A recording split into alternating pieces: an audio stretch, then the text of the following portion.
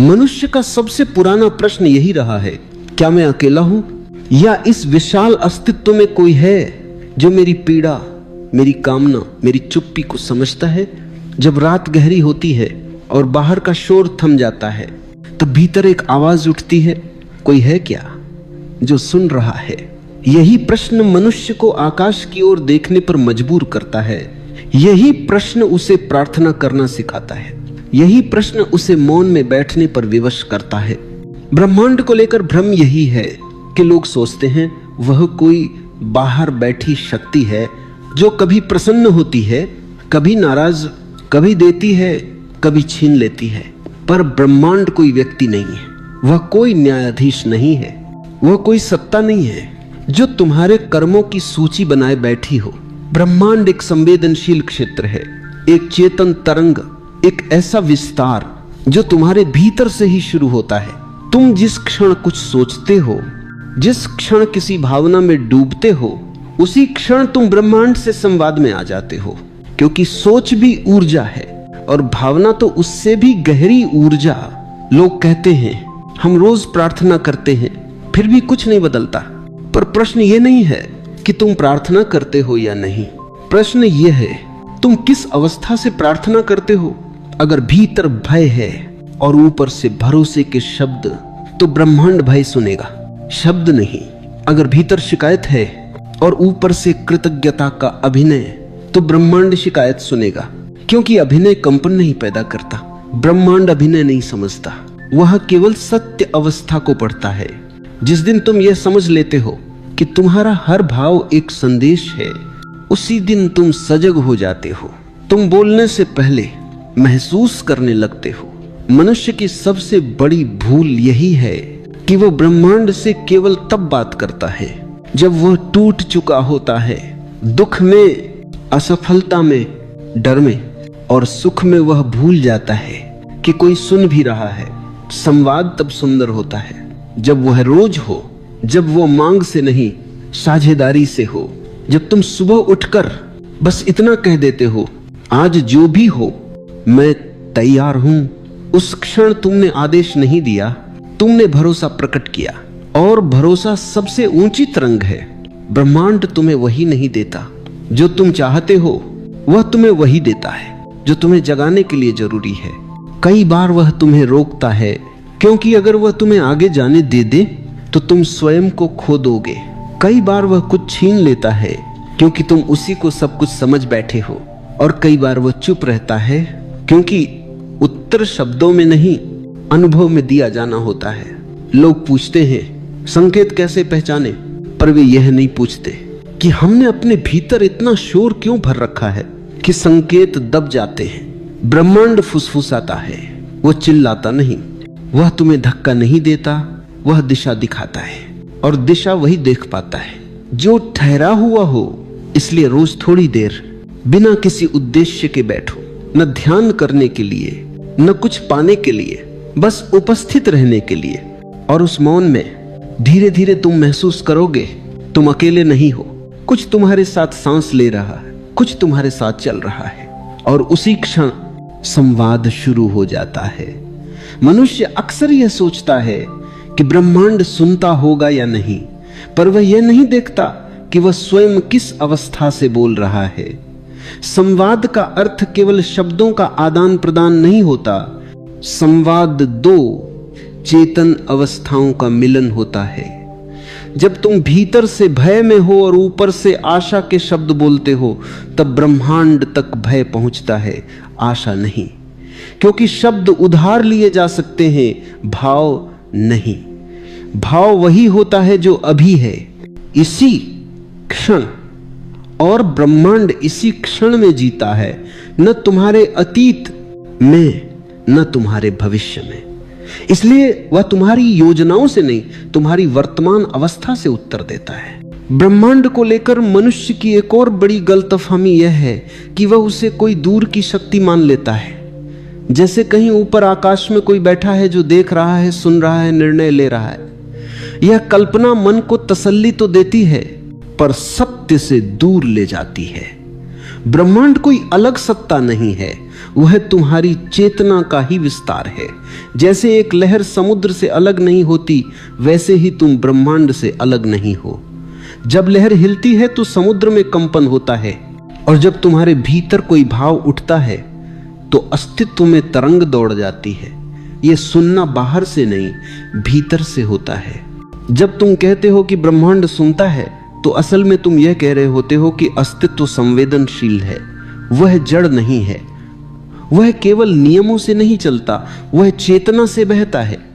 पर चेतना का नियम यह है कि वह अभिनय नहीं समझती, वह सत्य समझती है। इसलिए जब तुम भीतर कुछ और हो और बाहर कुछ और दिखाते हो, तब ब्रह्मांड भ्रमित नहीं होता, तुम होते हो। क्योंकि उत्तर तो तुम्हारी सच्ची अवस्था के अनुसार ही आता है, और जब वह उत्तर तुम्हारी अपेक्षा से मेल नहीं खाता, तब तुम कह देते हो ब्रह्मांड नहीं सुनता। सच यह है कि ब्रह्मांड हमेशा सुनता है, पर वह तुम्हारे शब्दों की भाषा नहीं समझता, वह कंपन की भाषा समझता है। डर का कंपन भारी होता है, भरोसे का कंपन हल्का, शिकायत का कंपन नीचे की ओर खींचता है, कृतज्ञता का कंपन ऊपर की ओर उठाता है। और तुम जिस कंपन में जीते हो, उसी के अनुरूप परिस्थितियां आकार लेने लगती हैं। यह कोई जादू नहीं है, यह गहरा संतुलन है। जैसे बीज वैसा वृक्ष, जैसे भाव वैसा अनुभव। मनुष्य जब दुख में होता है, तब वह ब्रह्मांड से बहुत बातें करता है। वह पूछता है, मेरे साथ ही क्या हो? मैंने क्या गलती की? मुझे ही क्यों ये सहना पड़ रहा है? और जब सुख आता है, तब वह चुप हो जाता है, जैसे सब कुछ उसका अधिकार था। संवाद तब टूटा हुआ होता है, क्योंकि संवाद केवल शिकायत में नहीं, साझेदारी में होता है। जब तुम सुख में भी उसी सजगता से ब्रह्मांड से जुड़े रहते हो, तब जीवन में संतुलन आता है। बहुत से लोग ये पूछते हैं कि ब्रह्मांड से बात कैसे करें। उन्हें लगता है कोई विशेष विधि होगी, कोई मंत्र होगा, कोई सही शब्द होंगे। पर ब्रह्मांड तक पहुंचने के लिए किसी विधि की जरूरत नहीं, केवल सच्चाई की जरूरत है। तुम जैसे हो उसी अवस्था में अगर ईमानदारी से बैठ जाओ तो वही संवाद है। अगर मन अशांत है तो अशांति को स्वीकार कर लो। अगर भ्रम है तो भ्रम को छुपाओ मत, क्योंकि जिस क्षण तुमने अपने भीतर की स्थिति को स्वीकार कर लिया, उसी क्षण तुमने विरोध छोड़ दिया। और जहां विरोध समाप्त होता है, वहीं संवाद शुरू होता है। मौन इस संवाद की सबसे गहरी भाषा है। पर मौन का अर्थ चुप बैठ जाना नहीं है। मौन का अर्थ है भीतर का शोर थम जाना। जब विचारों की भीड़ कुछ पल के लिए हट जाती है, तब जो बचता है वही तुम्हारा वास्तविक स्वर है, और वही स्वर ब्रह्मांड तक पहुंचता है। इसलिए ध्यान कोई अभ्यास नहीं है, वह सुनने की कला है। तुम जितना शांत होते जाते हो, उतना ही स्पष्ट सुनने लगते हो, और फिर तुम्हें समझ आता है कि उत्तर हमेशा आसपास ही थे, बस तुम व्यस्त थे। कई बार ब्रह्मांड उत्तर देता है, पर वे उत्तर तुम्हारी अपेक्षा के अनुसार नहीं होते। तुम कुछ और चाहते हो, मिलता कुछ और है, और यहीं से शिकायत शुरू होती है। पर अगर तुम गहराई से देखो तो पाओगे कि जो मिला वही तुम्हारे विकास के लिए जरूरी था। ब्रह्मांड तुम्हारी इच्छाओं का सेवक नहीं है, वह तुम्हारी चेतना का मार्गदर्शक है। वह तुम्हें वह नहीं देता जो तुम्हें सुला दे, वह तुम्हें वह देता है जो तुम्हें जगा दे। जब कोई चीज टूटती है, कोई संबंध समाप्त होता है, कोई सपना बिखरता है, तब मन कहता है यह अन्याय है, पर चेतना कहती है यह मुक्त होने का अवसर है। ब्रह्मांड कभी कुछ छीनता नहीं, वह केवल वह हटाता है जिससे तुम चिपक गए हो, क्योंकि चिपकाव में विकास रुक जाता है, और अस्तित्व ठहराव को नहीं समझता, वह केवल प्रवाह को जानता है। यदि तुम सच में ब्रह्मांड से संवाद करना चाहते हो, तो पहले अपने भीतर के शोर को पहचानो। देखो कि तुम किस भाव में ज्यादा रहते हो, डर, अपेक्षा, तुलना या भरोसा, क्योंकि वही तुम्हारी स्थायी तरंग बन जाती है, और वही तरंग जीवन में बार बार लौटती है, अलग अलग रूपों में। जब तक तुम भाव नहीं बदलते, दृश्य नहीं बदलता। इसलिए रोज थोड़ा समय निकालो, बिना किसी लक्ष्य के, न कुछ मांगने के लिए, न कुछ साबित करने के लिए, बस बैठने के लिए, उस बैठने में धीरे धीरे तुम्हें एहसास होगा कि तुम्हें कुछ कहना भी नहीं है, तुम्हारी उपस्थिति ही पर्याप्त है। और उसी उपस्थिति में बिना शब्दों के ब्रह्मांड से गहरा संवाद घटता है। वहां न प्रश्न बचता है न उत्तर, वहां केवल एक अनुभव होता है कि तुम सुने जा रहे हो। और जब यह अनुभव स्थिर हो जाता है तब जीवन बदलता है, बाहर से नहीं भीतर से। परिस्थितियां वही रहती हैं पर तुम अलग हो जाते हो, और जब तुम बदल जाते हो तो परिस्थितियां अपने आप नए अर्थ लेने लगती हैं। यही ब्रह्मांड का उत्तर है, सीधा नहीं पर गहरा, तात्कालिक नहीं पर स्थायी। मनुष्य अक्सर जीवन में घटने वाली घटनाओं को अलग अलग खानों में बांट देता है। यह अच्छा था, यह बुरा था, यह संयोग था, यह दुर्भाग्य था। पर अस्तित्व ऐसे विभाजन नहीं करता। उसके लिए हर घटना एक ही धारा का हिस्सा है। फर्क केवल देखने वाले की अवस्था का होता है। जब तुम सजग नहीं होते तब घटनाएं केवल घटनाएं लगती हैं, और जब तुम भीतर से जागने लगते हो तब वही घटनाएं संदेश बन जाती हैं। ब्रह्मांड बहुत स्पष्ट भाषा में नहीं बोलता, क्योंकि स्पष्टता मन को सुहाती है पर चेतना को नहीं। वह प्रतीकों में बोलता है, परिस्थितियों में बोलता है, अनुभवों में बोलता है। और जो इन संकेतों को समझने लगता है उसके लिए जीवन एक संवाद बन जाता है। संयोग जैसा कुछ भी नहीं होता, ये बात सुनने में अच्छी लगती है, पर समझ में तभी आती है जब तुम पीछे मुड़कर देखते हो। उस समय तुम पाते हो कि जो हुआ वही होना था, क्योंकि अगर वह न होता तो तुम आज यहां न होते। कोई व्यक्ति जीवन में आता है, बहुत पास आता है और फिर चला जाता है। उस समय पीड़ा होती है, खालीपन होता है और मन कहता है यह क्यों हुआ। पर वर्षों बाद समझ आता है कि अगर वह व्यक्ति न आता तो तुम्हारे भीतर कुछ खुलता ही नहीं, और अगर वह व्यक्ति न जाता तो तुम उसी खुले दरवाजे में अटक कर रह जाते।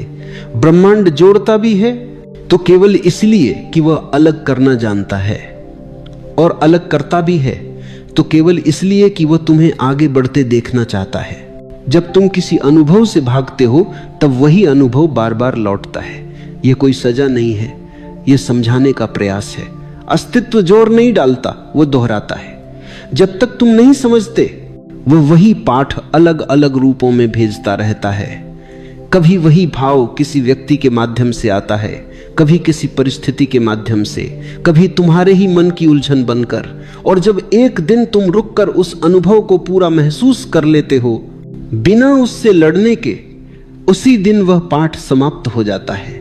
तब ब्रह्मांड को उसे दोहराने की आवश्यकता नहीं रहती। मनुष्य की समस्या यह नहीं है कि वह दुखी है, समस्या यह है कि वह दुख से भागता है। वह सुख को पकड़ना चाहता है और दुख को हटाना चाहता है, पर अस्तित्व पकड़ और छोड़ की भाषा नहीं समझता, वह केवल प्रवाह को जानता है। जब सुख आता है वह चाहता है कि यह स्थायी हो जाए, और जब दुख आता है वह चाहता है कि यह तुरंत समाप्त हो जाए। दोनों ही चाहतें उसे वर्तमान से बाहर ले जाती हैं, और ब्रह्मांड वर्तमान में ही उपलब्ध है।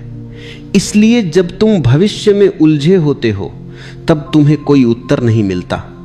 उत्तर हमेशा अभी में होता है।